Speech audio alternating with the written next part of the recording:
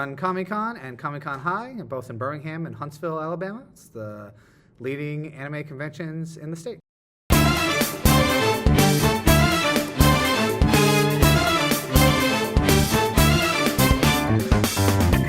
It was about probably like 17, 18 years ago is when we started working on this project. Back then, anime conventions and things like that were a very different breed. You were lucky to have a show with like only a few thousand people, but they'd be like, wow, I went to school and I didn't know anybody liked things like anime and anime video games. And they would see, 1,000 people that liked the things that they liked, and they would be very, very appreciative and happy, and it was a very nice and pleasant thing back in the day. Nowadays, it's not so much because it's a lot more mainstream. Go to the malls and you'll find all kinds of like anime-based things like that. But back then, people were very appreciative. It was a very different monster altogether.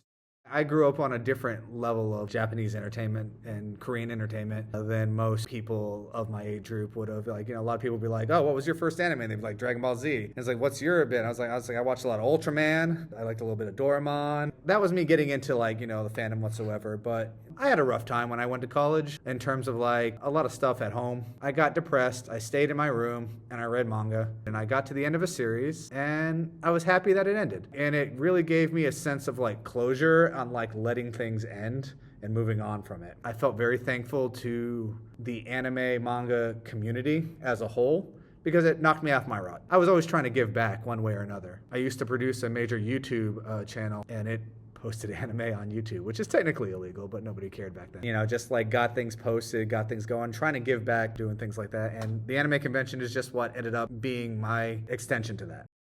The first 3 years of the show, it was free. We hosted it at the University of Alabama. Conventions weren't as clean or as like uniformed as it was nowadays. Over the years that we've gotten more organized, more clean, though I guess someone would say more clean also means less like adventurous because, early con, we had things like glomping, which was a thing back then where people would just tackle people out of the blue. Many conventions were 24-hour events where people were slogging through, not sleeping. That's actually why we do Don't Stop Believing at the end. As we played Don't Stop Believing, people rushed the stage and started cheering Comic-Con.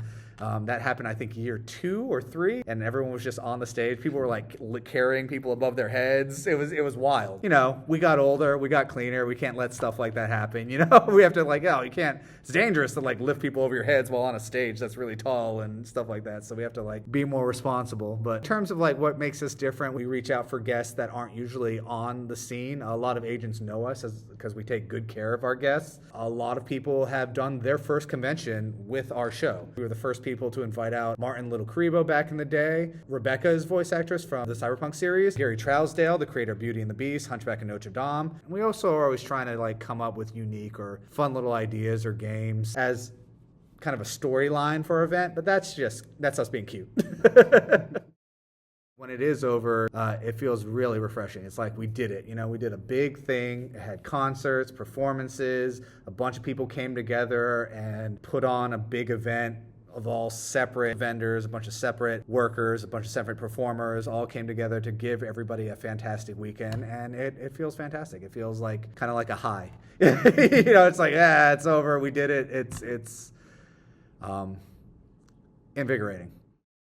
The community is absolutely one of the most beautiful things I've ever seen. The people that attend the convention, they all come out and they're like, hey, I met my significant other at your show. We wanted to talk to you about it. I had my wedding at the show. The community really brings everything together because of how much the community cares about each other and itself and the event. It really sends everything home and makes it all worthwhile.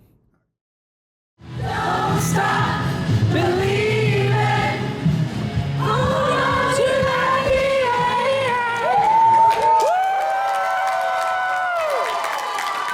It never gets old. It never gets old.